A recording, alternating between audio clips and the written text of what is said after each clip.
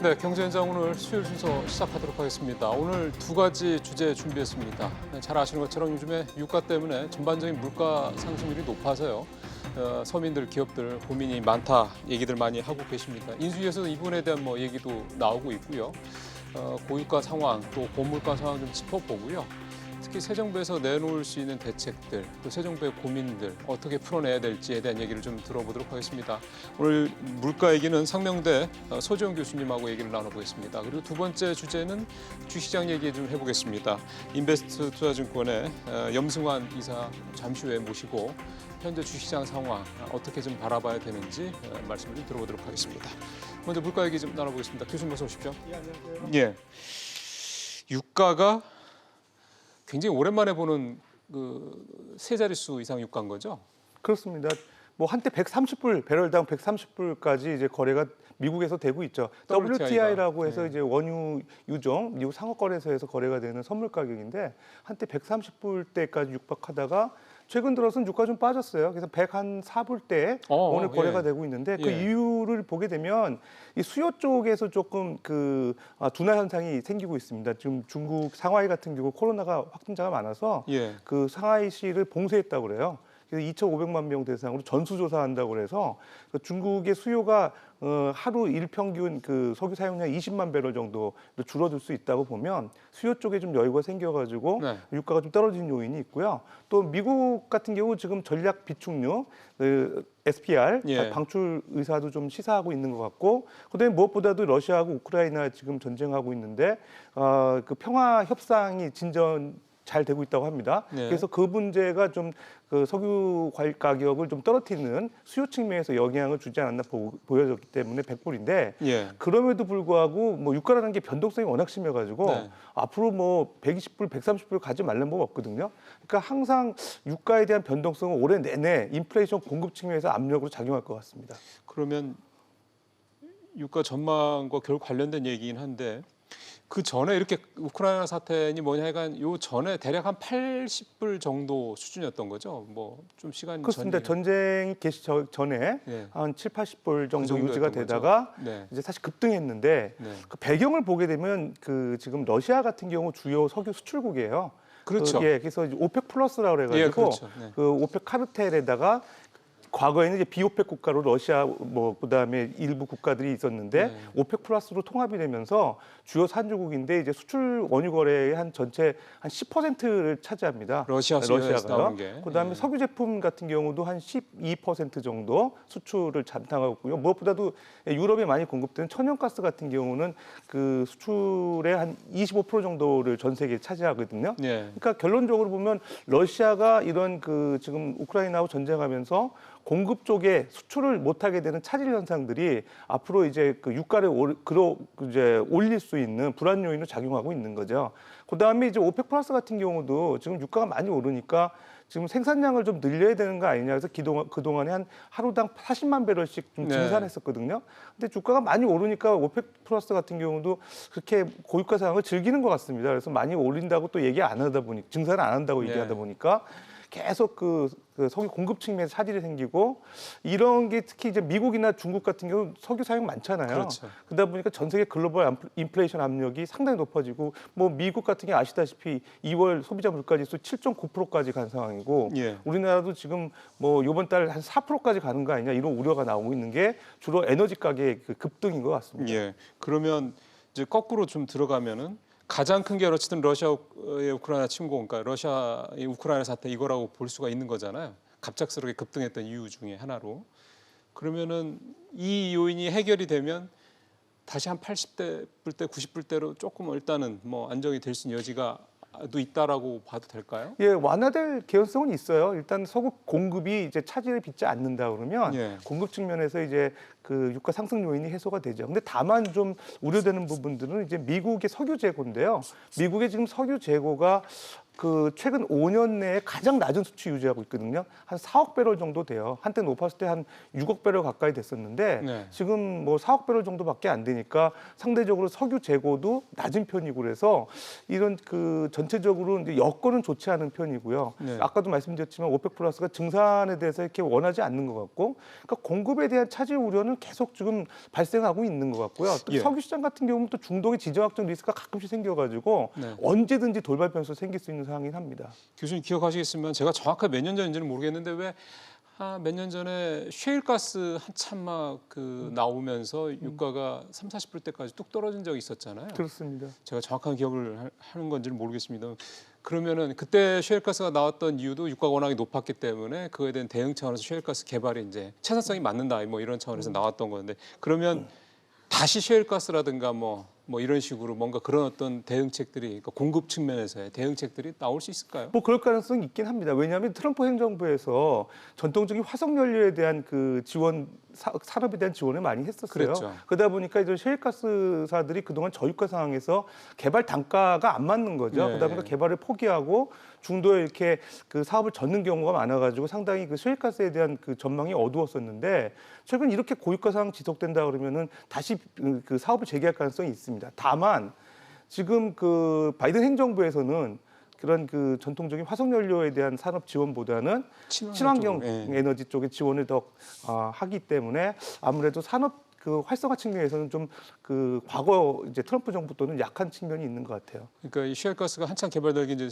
이제 오바마 정부 때 예를 들면 얘기인데 그때로 돌아가지는 않을 가능성이 높다. 일단은 뭐 사업 재개를 해야 되는데 그러기 위해서는 행정부의 그 여러 가지 그 지원들이 많이 네. 필요한데 그런 측면에서 좀 그 트럼프 행정부보다는 지원이 좀 약하지 않을까, 그런 것들이 좀 제한하는 요인일 것 같습니다. 그러면 그때처럼 셰일가스 갑자기 또 확 나오고 이렇게까지 기대하기는 조금 글쎄요, 어려울 수도 있겠네요. 뭐 완전히 이제 확신하기는 어렵지만 아무래도 여건은 그렇게 좋지 않다는 상황인 것 같습니다. 그러면은 이제 어차피 글로벌 얘기를 하니까 하나만 더 질문을 드리면은 러시아 사태가 가져온 글로벌 국제 정세의 영향 중에 하나로 많이 지목되는 게 그거더라고요. 그러니까 예전에는 이제 이를테면 서로 각자 이렇게 그 약간 분업화하는 그런 소위 말하는 이제 글로벌 밸류체인 이런 개념이었다면, 이제 이 코로나도 그렇고 이런 뭐 러시아 사태 이런 걸 보더라도 이제는 누구를 믿기가 좀 힘들어지는 세상이 됐기 때문에 이제 각자 도생 개념으로 가는 상황이 올 수도 있다.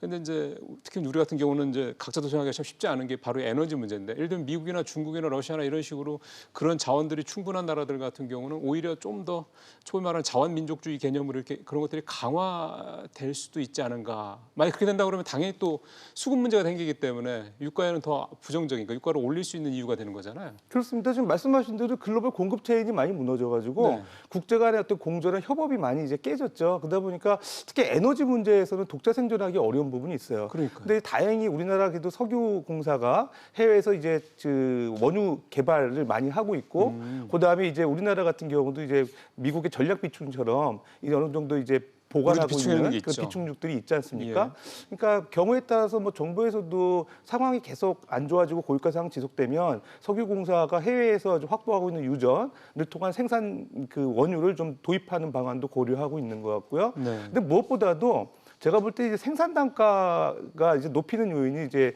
그 석유 그 수입하는 가격인데, 예. 석유 도입 단가가 실제로는 훨씬 높을 가능성이 있어요. 왜냐하면 이게 보통 그 선도 계약 또는 선물 계약을 통해서 그렇죠. 이제 도입이 하기 때문에 그 지금 유가가 낮아졌다 하더라도 뭐 한 달 전에 그 가격으로 이제 석유 도입 단가를 체결했을 가능성이 있기 때문에 상대적으로 높게 좀 도입하는 문제도 있거든요. 그러면은 석유공사가 적자가 늘어날 수 있다는 그럴 얘기잖아요. 가능성이 있습니다. 그래서 전체적으로 봤을 때는 일단 석유 그 수입하는 그런 그 국가에 좀 다변화하는 것들, 너무 중동 의존도는 낮추고 다변화하는 것도 이제 가격 경쟁력 측면에서 우리가 서로 협상할 수 있는 여력이 생기잖아요. 다변화하게 되면은 도입 단가를 좀 가급적이면 그런 선물 가격을 통해서 좀 해지하는 거, 쌀 때 그런 것도 좀 그 중장기적으로 필요한 어떤 조치가 아닐까 생각이 됩니다. 예. 더 들어가면 이제 오늘 사실 인플레이션 얘기하고 조금 벌어질 것 같아서 이 정도 얘기만 하고 글로벌 얘기는 좀 마무리하도록 하겠습니다. 어쨌든 유가는 당분간 불안할 여지가 있다. 그 말씀까지 좀 듣고 정리를 하겠습니다. 이제 우리 얘기로 좀 넘어오면 그 유가가 계속 급등하고 뭐 전반적으로 우리도 물가도 많이 오르고 금리도 심지어는 뭐 대출 금리도 뭐 이제 6% 7%까지 나오고 하다 보니까 전체적으로 아무래도 서민이나 이런 분들이 어려움이 더 커지니까 인수위도 이제 여러 가지 대책 얘기를 하고 있더라고요. 뭐 혹시 인수위에서 나온 얘기에서 뭐 구체적인 내용들이 좀 눈에 보이시는 게 있었습니까? 일단 유가 환급금, 유가 보조금 지급하는 방안인데요. 예. 뭐 그 신정부에서 도입하는 그 방안인데 과거에 보수 정권에서 이제 그 정책 시행했던 사례가 있죠. 2008년도에 그 국제유가 150불 가까이 됐을 MB 때, 때 얘기군요. 갔을 때 예. 이제 보조금하고 환급금 지급했는데 이제 그 보조금이라는 건 아시다시피 이제 유류세 그 인상분에 대한 보전이죠. 그러니까 화물 운송하시는 사업자들 예. 그동안에 유류세 너무 높아진 거에 대해서 그 보존해주는 이제 지원금이고요. 그 다음에 이제 유가 환급금 같은 경우는 일반 그 서민들 대상으로 해서 교통비라든가 유리 비용 사용한 거에 대해서 연말에 가서 이제 해당 돌려주는 거, 예, 예. 그 부분이죠. 근데 이제 그 지난 2008년도 같은 경우는 이제 그 유류 환급금 같은 경우 연 24만 원 지원했어요. 그다음에 그러니까 그 연소 그 급여 3천만 원 이하, 그다음에 자영업 하시는 분들 같은 경우는 소득 2천만 원 이하 예. 대상자로 해서 그 연 24만 원 지원해줬고, 그다음에 월 2만 원씩 또 그 보조금도 지급했었거든요. 효과가 좀 있었던 것 같습니다. 왜냐하면은 2008년도 7월부터 시행이 됐는데 그때 소비자 물가지수 5.9%였어요. 예.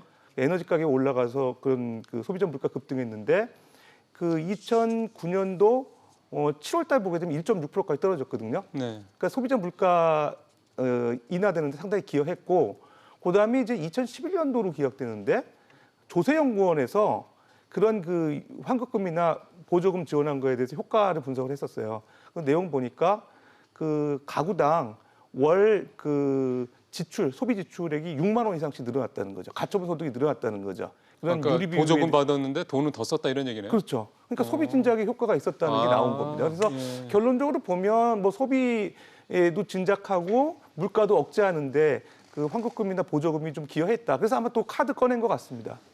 그러면은 이거는 지금 말씀하신 대로라면은 연구 결과에서도 효과가 있었다라는 게 검증이 됐다라는 얘기면 뭐 큰 문제 없이 새 정부에서는 시행할 가능성이 높다고 봐야 되겠군요. 그래서 이번 정부에서 시행하는 거는 일단 그 유류세 인하 예. 지금 20%잖아요. 네. 그걸 당초 4월까지였는데 7월까지도 3개월 연장한다고 합니다. 그래서 그 조치는 계속 시행이 되고 네. 지금 뭐 신정부에서 또 고려하는 거는 유류세 20% 너무 적은 거 아니냐, 30%까지 또 한번 생각해보자 예. 그런 얘기도 하고 있습니다. 근데 우리나라 최근에 이제 그 글로벌 그 리서치 기관에서 발표한 그 우리나라 그 석유 가격 보게 되면 휘발유 가격이 전 세계 170개국 중에서 42번째로 높대요. 그러니까 42번째로 높다고 합니다. 휘발유 가격이 평균적으로 우리나라가 리터당 1.68달러인데 그 평균보다 26%가 높다고 그래요. 그러니까 그게 결국 대부분 세금이라는 거예요. 네, 세금이 휘발유에는 지금 60% 적용이 되고요. 예. 경유 51%거든요. 네.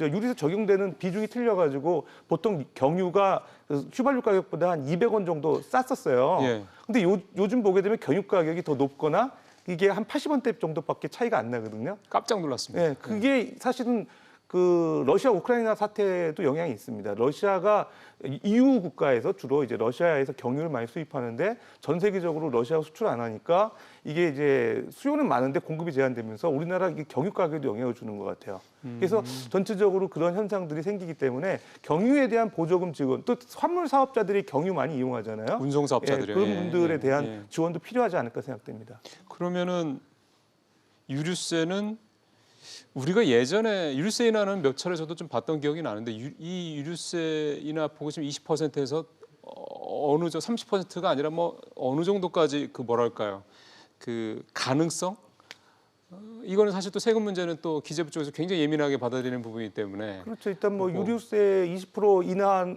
3개월 동안 연장하는 거 이런 인하 조치 때문에 지금 세수가 1조 3천억 정도가 줄어든다 그래요. 예. 기재부에서 평가한 바에 의하면. 그러니까 이제 그런 재원 문제 상당히 이제 세수 줄어드는 거에 영향이 있겠죠. 아무래도. 예.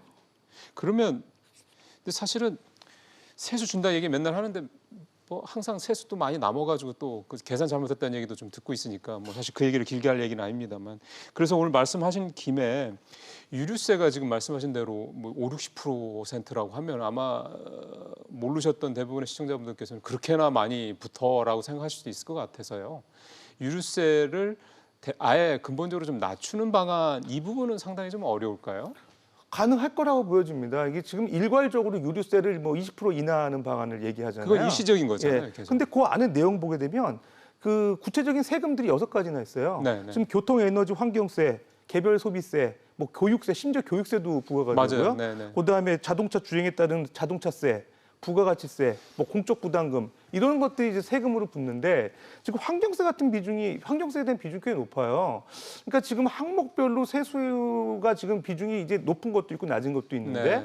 지금 일괄적으로 유류세라고 해서 20% 인하하는 쪽만 좀 고려를 하고 있는 거잖아요. 과연 지금 환경세에 대한 거를 지금 비중을 많이 잡아놨는데 이게 그만큼 이제 그렇게 많이 잡아야 되는 세금인지 이런 것도 좀 조정을 해서 예, 그 유류세 내부의 세부 항목들에 대한 그 세금 조정도 좀 필요할 것 같고요. 그다음에 아까도 말씀드렸다시피 전 세계적으로 우리나라 그 석유 가격의 절반 이상이 세금이라는 거잖아요. 그러니까요. 너무 높지 않나 생각이 돼서 우리나라도 아시아에서 싱가포르, 홍콩 다음에 우리나라라고 합니다. 심지어 일본보다도 우리가 더 높거든요. 그런 측면에서 보면 그 세금에 대한 좀 항구적인 인하 이런 것도 좀 신정부에서 검토해야 되지 않을까 생각됩니다.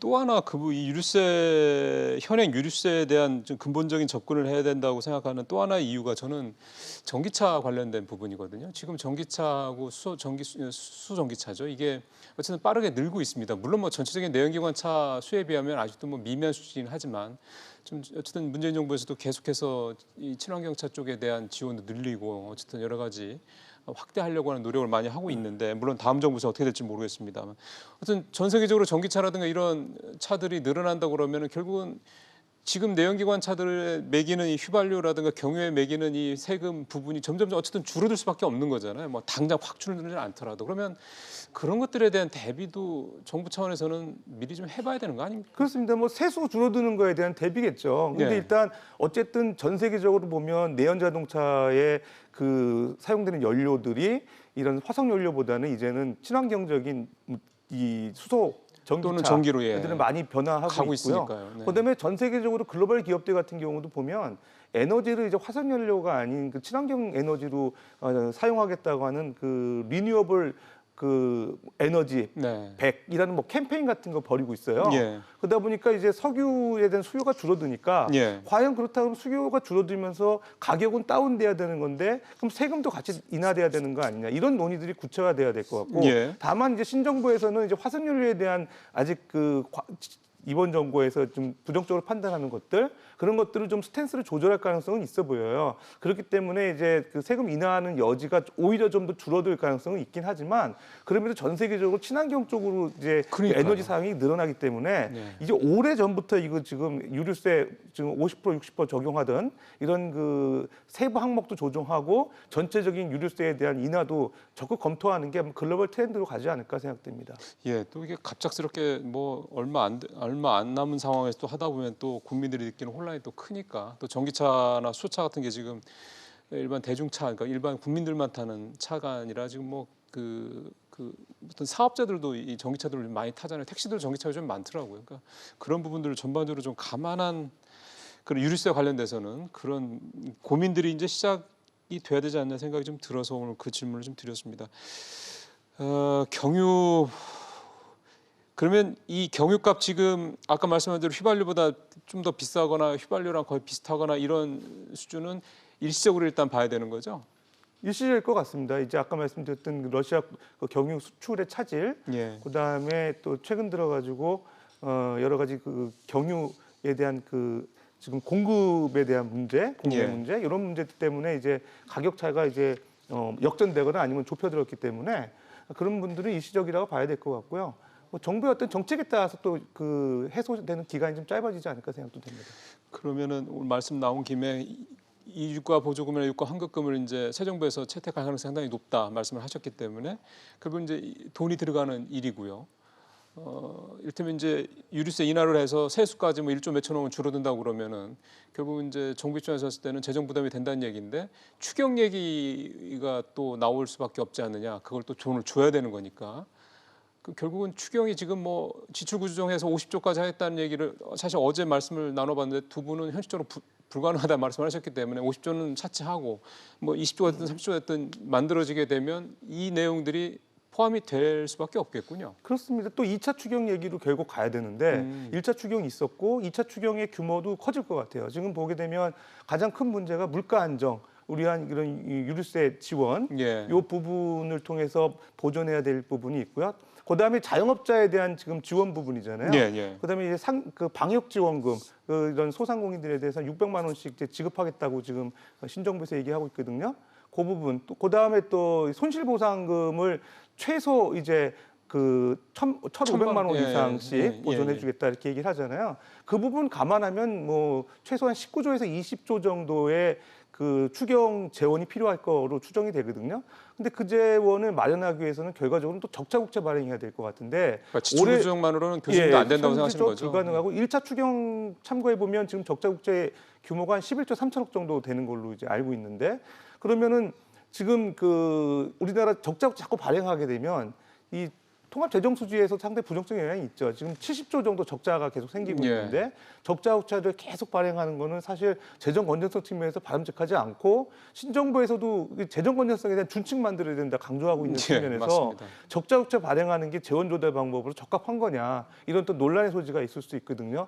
가급적이면 제출 구조 조정을 통해서 최소화 재원 조달해보고 필요할 경우에 적자국채 최소한으로 해서 이 한 20조 원을 만들 수 있을지 여부도 좀 불확실하긴 하지만 어쨌든 지금 신정부 출범과 동시에 돈 쓸 일이 너무 많은 것 같습니다. 물가 안정과 그 소상공인 지원을 위한 자금들이 현안인 것 같습니다. 맞습니다. 그게 참 간단한 문제는 아니고 또 새 정부가 상당히 처음부터 조금 무겁게 여러 가지로 좀 짐을 안고 시작을 할 수밖에 없는 부분이기도 한다는 생각이 좀 드네요. 유가 얘기 마무리는 원자재 얘기를 좀 해보도록 하겠습니다. 사실 유가가 보통 많이 오를 때 다른 원자재들도 사실 많이 오르고 그래서요. 그러니까 전반적인 유가를 비롯한 국제 원자재 가격 상승세는 어떻게 보면 유가랑 궤를 같이 할까요? 아니면은 유가는 말씀하신 대로 러시아 문제가 우크라이나 문제 해결이 되면 조금 감소하면서 내려가더라도 다른 원자재는 상관없이 가게 될까요? 지금 원자재 같은 경우에 이제 그 밀, 뭐 옥수수 이런 가격도 많이 올랐어요. 곡물류도 올렸는데 주로 우크라이나 같은 경우 이제 옥수수 주요 수출국가이기 때문에 영향도 있는 것 같고요. 또 전 세계적으로 지금 이제 가뭄이라든지 여러 가지 이상 기후들이 많이 생기기 때문에 최근 몇 년 사이에 곡물 가격도 많이 오르고 있어요. 그러니까 원자재 가격하고 곡물 가격이 지금 거의 이제 많이 오르는 상황이기 때문에 특히 우리나라 중국에 이제 수출하는 그런 기업들 중에서 이런 반제품들 수출하는 기업들이 많거든요. 그 다음에 또 이제 원자재 도입을 해가지고 이제 물건 만들어서 가공해서 제품 만들어서 보내는 기업들이 타격이 있는데 예를 들어서 철강 업체라든가 뭐 비철금속, 알루미늄, 구리, 그 다음에 이제 석유화학 제품 수출하는 기업들, 그 다음에 또 이제 식료품 이제 그 만들어 가지고 이제 판매하는 기업들 같은 경우도 지금 원자재 가격이 이제 곡물 가격 같은 거 많이 올랐기 때문에 식자재 상당히 이제 부담이 될 걸로 생각이 돼요. 결론적으로 이제 생산 단가가 올라가게 되면은 마진이 줄어드는 문제가 생기잖아요. 국내 어떤 내수 기업뿐만 아니라 수출 기업의 채산성에도 이 이제 원자재 가격 상승이 상당히 부정적인 영향을 줄 것 같습니다. 그러면 이제 슬슬 이제 마무리를 해야 되는데 지금 4% 얘기도 나오더라고요. 그러다 보니까 이렇게 되면은 뭐 우리가 원래 사실 한국은행의 물가 안정 목표 2%인데 이미 그거는 뭐 넘은 상황이고 이렇게 되면은 상당히 좀 올해는 물가가 1년 내내 상당히 좀 고통스러운 과제가 되지 않겠냐 생각도 들어서요. 어떻게 전망하세요? 일단 IMF에서는요 올해 그 물가 수준을 지난 2021년 10월에도 한번 전망을 했는데 그때는 올해 전망치를 2.2%로 봤어요. 근데 지금 최근에 이제 IMF 나온 자료도 보니까 3.1%로 전망하고 있더라고요. 0.9%포인트나 거의 1%포인트 올랐네요. 그러니까 상당히 우리나라의 최근 상황을 좀 부정적으로 보고 있는 것 같습니다. 근데 지금 현재 이 정도 수준인데 대체적으로 보면 하반기가도 물가 공급 측면에 차질이 있기 때문에 해소되기는 쉽지 않다고 봤을 때는 뭐 이제 3% 이상은 유지가 되지 않을까. 그리고 당장 이번 그 3월 그 소비자 물가지수 파악을 해보면 지금 4%대 전망하는 기관들도 있거든요. 그러면은 당분간 뭐 4%대 이상의 물가 수준이 지속된다고 하면은 뭐 올해 이제 물가 성장률 인상률 3% 지금 전망한 것도 무리는 아니라고 보이기 때문에 올해 이제 물가 인상 요인들이 상당히 경제에 악영향을 주지 않을까 평가가 됩니다. 기업들한테도 상당히 부담이 될 거고 일반 국민분들한테는 금리도 오를 수밖에 없는 거잖아요. 한국은행이 이런 식으로 계속 간다고 그러면 금리를 지금 생각했던 것보다 이를테면 이제 이주열 총재 다음 총재가 지금 이제 좀 내정이 됐습니다만 금리를 이주열 총재 때보다 더 올릴 수밖에 없는 상황이 된다고 그러면 뭐 지금 대출 금리가 또 6% 7%까지 나오는 걸 보면은 대출 금리 부분은 상당히 부담스러워질 수도 있겠네요. 그렇습니다. 일단 기업의 채산성이 아까 그 생산 단가가 올라가서 부담이 된다고 하는데 자금 조달 코스트 측면에서도 부정적 영향이 있는 거죠. 그러니까 지금 어쨌든 이창용 그 지명자가 한국은행 총재가 되셔가지고 뭐 어떤 긴축 정책을 펼칠 가능성이 저는 있다고 보여요. 왜 그러냐면 글로벌 지금 추세를 보게 되면 어느 누가 그 중앙은행 총재가 되더라도 인플레이션 그 억제하기 위해서 적극적인 그런 긴축 정책을 그렇죠. 갈 가능성이 있거든요. 그렇다고 봤을 때 뭐 금리가 기준금리가 오를 때 당연히 시장 금리 오르게 되면 기업들이 이제 회사채 조달하는 코스트가 올라가고 네. 그다음에 채산성 생산 단가 올라가서 떨어지고 네. 상당히 올해 그 기업 실적도 안 좋아지게 되면 국민경제 측면에서 성장률 올해 3% 달성할 가능성이 있다고 이제 전망기관에서 하고 있는데 글쎄요 쉽지 않지 않나 생각도 듭니다. 그게 인플레가 가장 큰 부담이 될 거다. 새 정부한테 이런 큰 짐을 안고 시작을 하는 새 정부한테 이렇게 좀 준비해보면 어떻게 하느냐 혹시 한 말씀 조언해 주신다면. 일단 신정부에서 이제 유가 환급금 보조금, 그 에너지 가격 안정화를 위한 여러 가지 지원 계책 방안들 상당히 뭐 적절한 거 같이 보여지고요. 다만 이제 소상공인 지원에 대한 그 민생 부분인데 그 부분에 그 윤석열 당선자가 당초에 얘기했던 50조를 지원하겠다는 거는 지금 현실적으로는 조금 어려울 것 같고 그럼에도 불구하고 손실 대신 손실이 많은 분들에 대해서 적절하게 지원할 수 있는 빨리 신속하게 지원할 수 있는 대책을 빨리 마련해야 하는 게 가장 현안일 것 같습니다. 그래서 민생 방안, 에너지 그런 네. 수급에 대한 안정, 그걸 통해서 이제 물가 안정 이런 부분들이 가장 챙겨야 되는 건데 관건은 이제 돈이거든요. 또 그러니까 그게 추경을 진짜 말 그대로 지출 구조조정을 좀 적극적으로 해서 불용한 그런 예산들 줄여서 그런 적자 늘리지 않고 예산 확보하는 그런 것들이 가장 현명한 정책이 아닐까 생각됩니다. 알겠습니다. 교수님 말씀 잘 들었습니다. 예, 감사합니다. 예.